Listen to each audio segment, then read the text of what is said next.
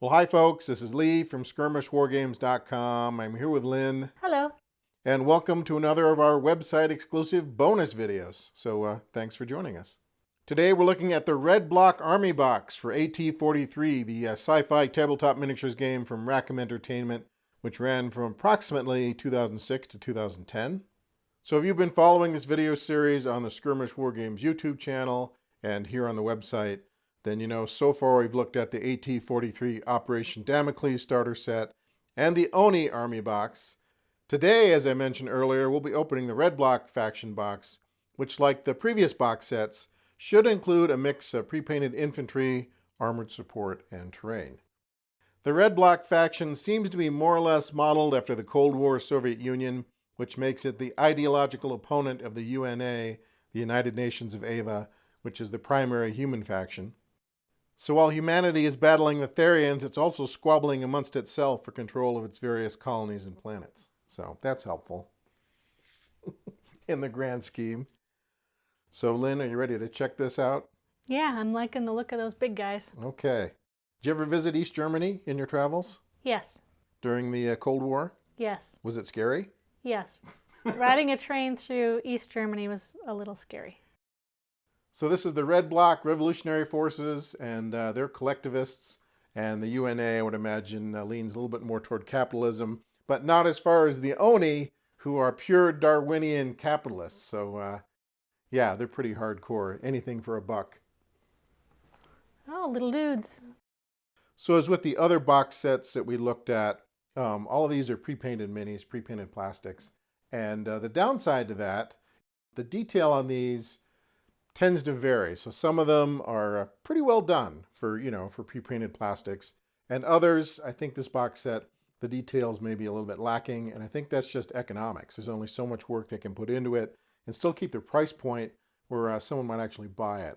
So we'll evaluate that when we get a little bit closer look at the minis. But so far, the armor pieces, the walkers, look pretty good. I like the fact that we're going to get some more of our concrete barriers from AT-43. And the container. And we get a Red Block shipping container to go with our gray UNA containers and our yellow Ani Corporation container. Okay. So this is a pre-owned set, but it looks like whoever owned it kept it in its original condition or repacked it, even with the little wire here. So everything looks like it's in pretty good shape. So we're going to take a moment, pop these out of the plastic, which is kind of noisy, and then we'll take a look at the individual components. So this looks like it's the blast template, the basic rules in various languages, and the battle mat that we looked at in the last unboxing. So that's pretty much the same.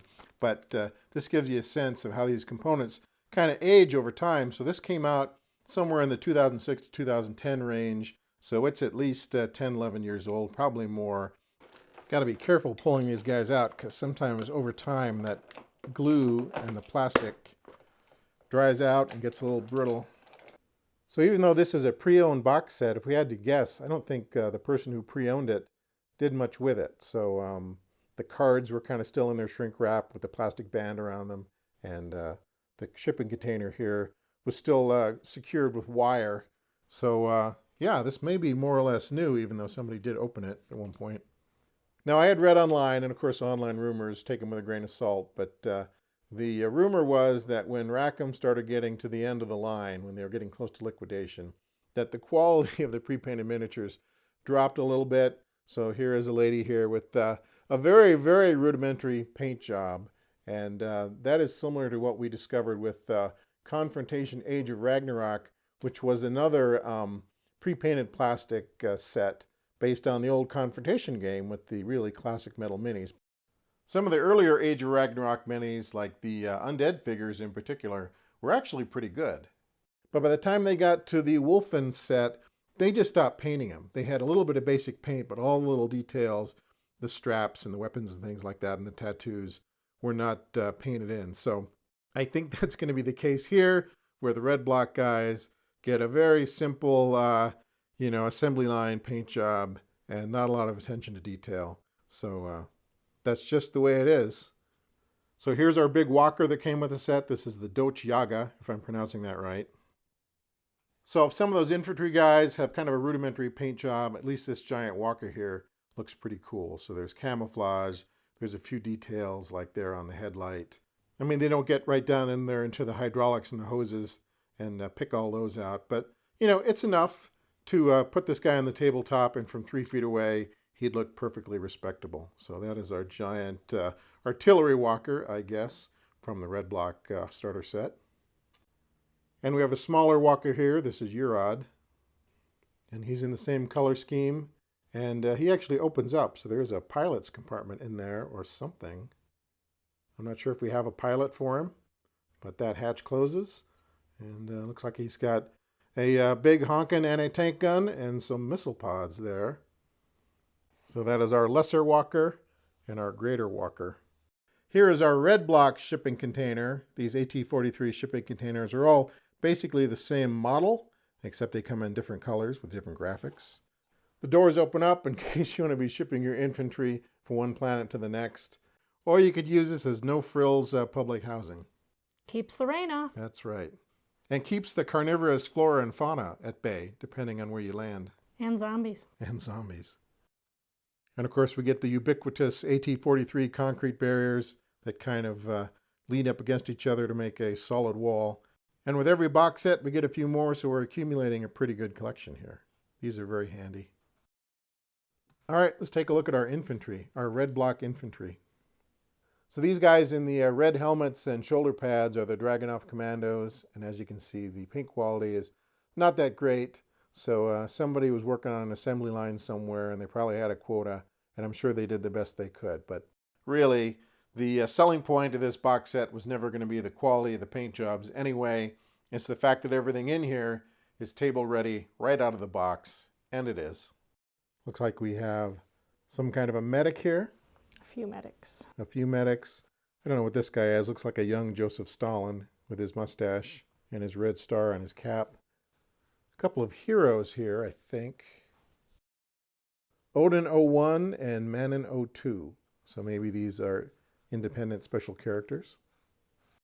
And a whole bunch of these rank and file Krasny Soldats, if I'm pronouncing that right, with assault rifles. This guy's got a giant spanner. So if you needed a mechanic, you got one. If you need a heavy weapons dude, you got one. We already showed you we got a bunch of these medics. Lots of variety. So there is. If you needed some kind of a squad that was kitted out with different specialists, you could certainly do that with these guys. And I'm not picking on them. I mean, they were producing a product. I'm sure they did the best they could given the financial constraints they were under, trying to produce something at a price point people would buy. And frankly, if you just want to play a war game and you don't want to mess around with gluing models together and doing all the painting, this is perfectly fine. The advantage to this set is it speeds up the process a lot. In Rackham's case, it ultimately was not a formula for success because of probably a variety of reasons, including the financial crisis in that 2008 to 2010 range. So that probably put the hammer down. But I commend them for trying something, trying to bring a mass market war game to the hobby that you could put on the shelf not only in a hobby shop, but in a toy store with nice bright packaging and perhaps get new people into the hobby. So you got to try things in life. They don't always work. But as they say, if you never swing, you never hit. But anyway, it is what it is. The walkers are cool. The terrain is cool. We have another container to throw on the board. And you can always use a medic. And you can always use a medic. And a guy with a spanner is kind of unique. And a squad of just regular rank and file assault weapon troopers never go out of style. You can use those in a bunch of different situations. So. And they don't add to the pile of shame. And they don't add to the pile of shame. They add to the pile of minis that can be quickly deployed at a moment's notice if we decide to have a certain game, or people come over for game night, if that ever happens again. And we just need some quick minis to throw on the board. So certainly that is what we were looking at when we purchased this. And I don't mind so much that they weren't able to get all the little details in there that they might have under different circumstances. I like that you get a whole bunch of different stuff. And a lot of it is very usable. We've used the heck out of these concrete barriers and these shipping containers already, ones we got from different sets. So they're pretty useful. And walkers, gotta love the big walkers. Crush all opposition with your big war walker here. All right, comrades, that is the red BLOK faction box from AT-43 from way back in 2009. I do not see these things come up very often on eBay or other places. I think you can still find an AT-43 Operation Damocles starter set on places like Noble Knight or on eBay, and they're usually not that expensive. These things might be a little more expensive, but we picked ours up a few years ago, and we're breaking it out now because if we have no plans to sell it immediately, there's no point just leaving these guys in the box. So we'll be careful with them in case we need to repack them. But for now, yeah, these guys are ready to deploy. So we'll put them with the rest of the AT-43 stuff we have accumulated, and they are ready to go.